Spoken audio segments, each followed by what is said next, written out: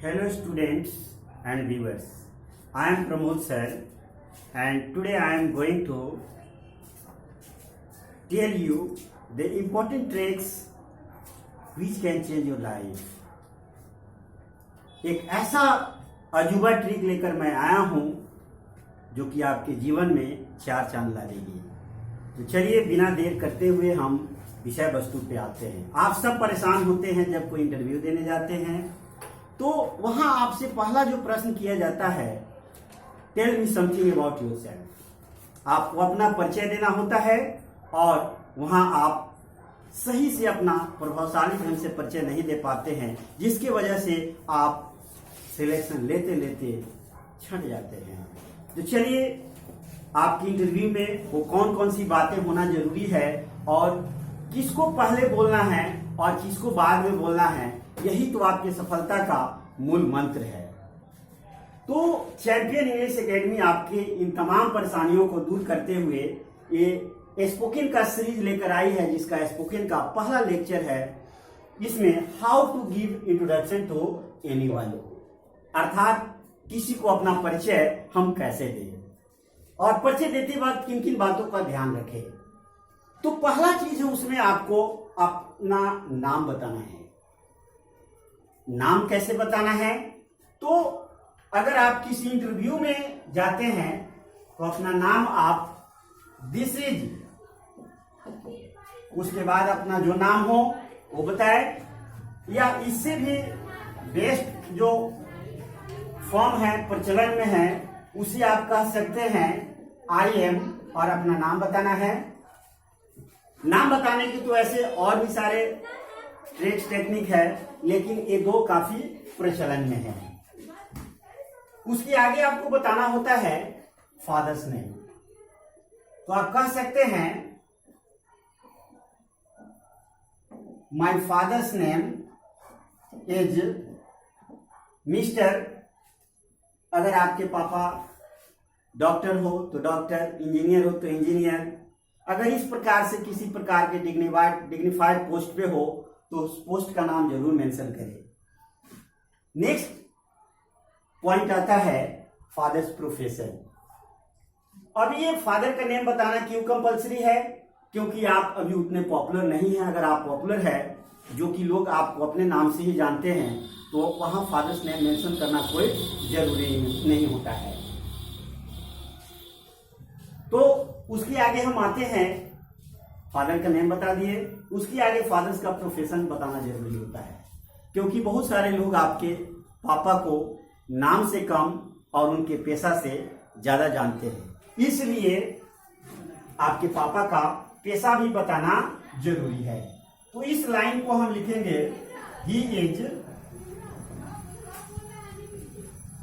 Doctor हो तो doctor, engineer हो तो इंजीनियर, टीचर हो तो टीचर। अगर कुछ नहीं हो, और जैसे हम सब जानते हैं भारत जो है कृषि प्रधान देश है, यहाँ की आज भी 65% आबादी जो है कृषि कार्य से जुड़ी हुई होती है, इसलिए यहाँ आप कह सकते हैं my father is a farmer. उसके बाद आपको बताना है मदर्स नेम। माय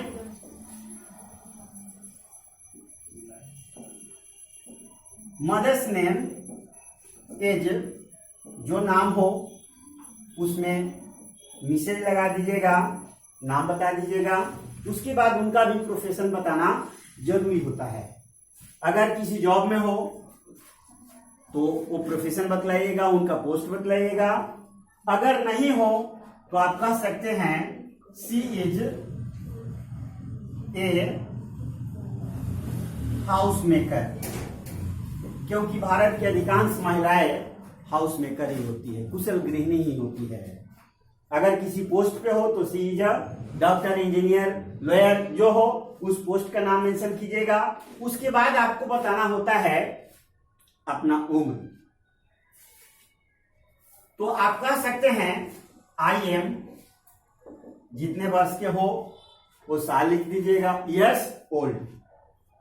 उसके बाद आपका अपना पेशा बताना होता है, योर प्रोफेशन। तो अगर आप पढ़ने वाले विद्यार्थी हैं तो जिस क्लास में पढ़ते हैं तो आप कह सकते हैं I read in the class,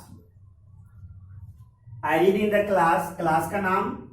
अगर आप कोई जॉब करते हैं तो आप कह सकते हैं आई वर्क एज, और उसके बाद अपने पोस्ट का नाम, जिस पोस्ट पे हैं, उसके बाद आपको अपना ऑर्गेनाइजेशन या फर्म का नाम बताना होता है जहां आप काम करते हैं।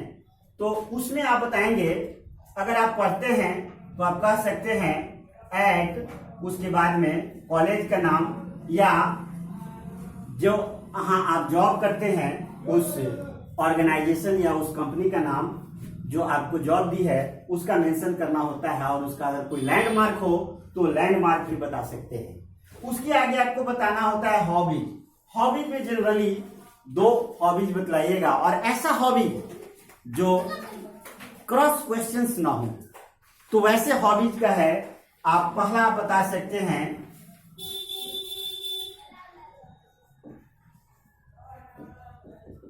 My hobbies are listening to music and jogging. Interview में स्टूडेंट जनरली इन्हीं हॉबीज का प्रयोग करते हैं, क्योंकि इसमें किसी भी प्रकार का कोई क्रॉस क्वेश्चन उत्पन्न नहीं होता है। और इसमें ध्यान रखना है कि हॉबीज आपका 2 जो आप बता रहे हैं ऐसा होना चाहिए। पहला जो आपको मेंटल पीस है, तो गाना सुनते हैं हम खुश होते हैं, मानसिक थकान से हम मुक्ति पाते हैं। और दूसरा जॉगिंग, जो आपको फिजिकल फिट बनाए। फिजिकल फिटनेस यानी हम हॉबीज ऐसा रखे हैं जो कि हमें एक मेंटल पीस देता है और दूसरा हमें फिजिकल फिट रखता है। उसके आगे बताना होता है आपका प्रेजेंट एड्रेस, अर्थात अभी आप वर्तमान समय में कहाँ रहते हैं। इस लाइन को हम शुरुआत करेंगे at present I live at in, और जगह का नाम। छोटा जगह होगा उसके पहले एट लगाइएगा, बड़ा जगह होगा उसके पहले इन लगाइएगा। इतना तो आप लोग जानते ही होंगे। उसके आगे बस बोलते बोलते बंद नहीं हो जाना है। क्लोजिंग लाइंस भी ऐसा होना चाहिए जो कि सुनने वाले को लगे कि आप अपनी बात को समाप्त कर रहे हैं। तो लास्ट में आप कह सकते हैं that's all about me. That's all about me जैसे आप कहेंगे, जो आपका इंटरव्यू ले रहे हैं वो कहेंगे थैंक यू, उनके तरफ से आएगा थैंक यू या थैंक्स। तो आप इसके जवाब में बोलेंगे वेलकम। वेलकम जो है थैंक यू के जवाब में बोले जाने वाला सबसे प्रचलित शब्द है। इसका थैंक यू का जवाब हम भिन्न भिन्न तरीके से देते हैं। अगर आप इसी प्रकार के वीडियो लगातार पाना चाहते हैं तो मेरे चैनल को सब्सक्राइब करना ना भूलें। और चैंपियन इंग्लिश एकेडमी ने ठाना है जिस दिन हमारे चैनल का 1000 सब्सक्राइबर हो जाएगा, मैं पर डे लाइव आकर एक निश्चित समय पे, जैसा आप लोग जो समय डिसाइड करेंगे, पर डे मैं आपको फ्री ऑफ कॉस्ट इंग्लिश बोलना सिखाऊंगा। चलिए आज हमारे इस लेक्चर को सुनने के लिए आप सबों को तहे दिल से शुक्रिया।